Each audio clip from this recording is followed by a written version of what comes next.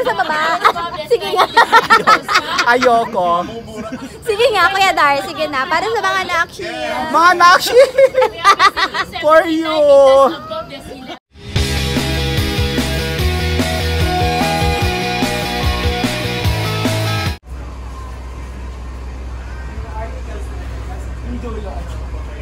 Hi mga nakshi! Itatry natin ang Sky Helix dito sa may Sentosa.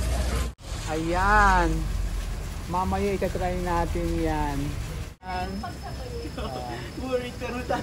Overlooking yan sa taas.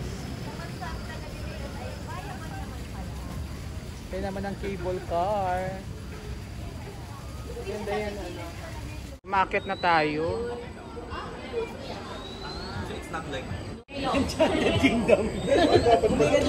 Ayan na, umakit na. Oh my God, medyo umakit na kami. So, Bernadette, ayan na. Okay ka lang, Pate. Mali pala itong ginawa natin, no? Biskutin. Alright guys, as usually rest up.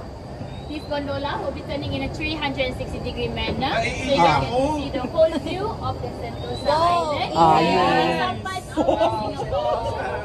Bakit na kami?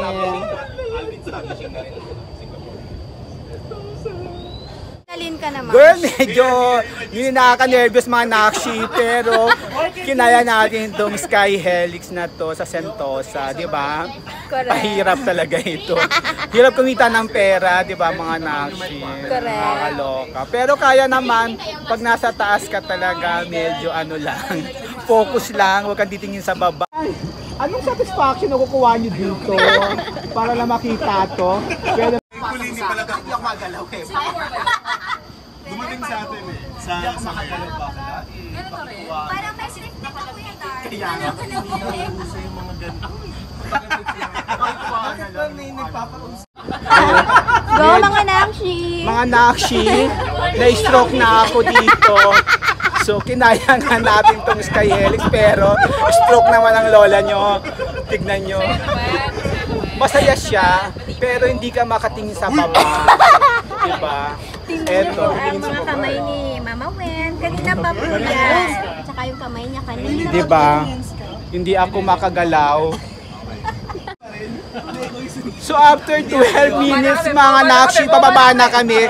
So medyo ano lang, medyo mabagal lang, pero okay naman. Buhay pa ako na. Nakahawak pa rin ako. So mahirap kumita ng pera mga nakshi. So eto isang medyo gumagalaw. Medyo hindi ako makakita pa rin sa baba. Talaga ako dapat pag bumababa.